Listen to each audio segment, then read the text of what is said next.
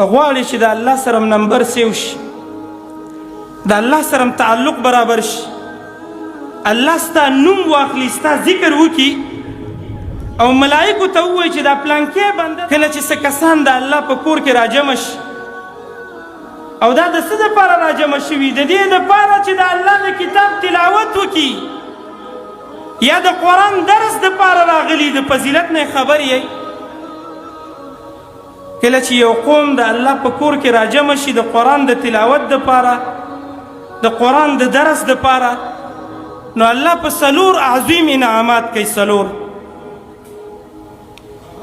اولنی انعام الا نزلت علیهم السکینه، الله دغه انسان ته سکون ورکوي، اطمینان ورکوي، راحت ورکوي.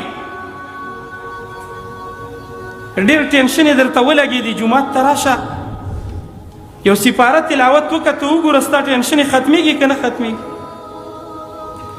اولنی انعام دا دی دغه انسان ته چې الله ورته سکون ورکوي. سکون.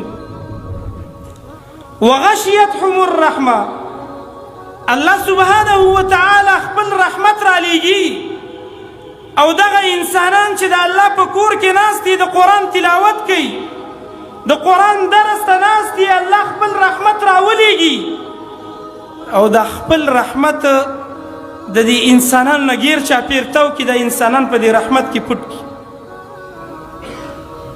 مولوي صاحب رحم ته ډېر محتاج یم چې الله را باندې رحم وکړي. د الله د رحم په اسبابو کې یو سبب دا دی چې جومات ته ټیم ورکړه، جومات ته راشه.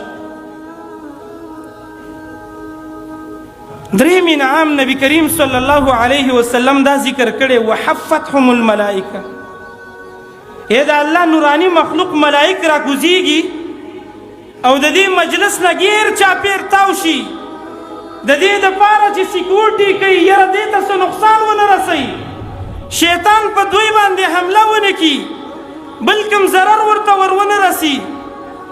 الله سبحانه وتعالی د دغه خلکو د سیکورټي دپاره ملائک رالیږي. او څلورم انعام او ډېر غټ انعام هغه دا دی، وذکرهم الله فی من عنده، الله سبحانه وتعالی ملائکو سره ذکر کوي.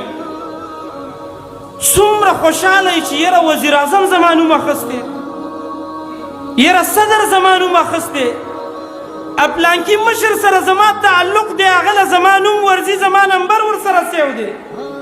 خوشحاله یې که نه خوشحاله؟ که غواړې چې د الله سره نمبر سیو شي، د الله سره تعلق برابر شي، الله ستا نوم واخلي، ستا ذکر وکړي او ملائکو ته ووایي چې دا پلانکې بنده د عبدالله، دا عمر، دا ابوبکر، دا عثمان، دا راغلی جومات کې ناست دی، د قرآن تلاوت ته ناست دی، درس ته ناست دی. ملائکو ګوره د دې انسان نه زه راضي یم. دا څومره لوی انعام دی چې الله زما ستا نوم واخلي. نو نبی صلی الله علیه وسلم فرمایي کوم سړی چې جومات ته وقت ورکوي، الله سبحانه وتعالی د ملائکو په مجلس کې ذکر کوي.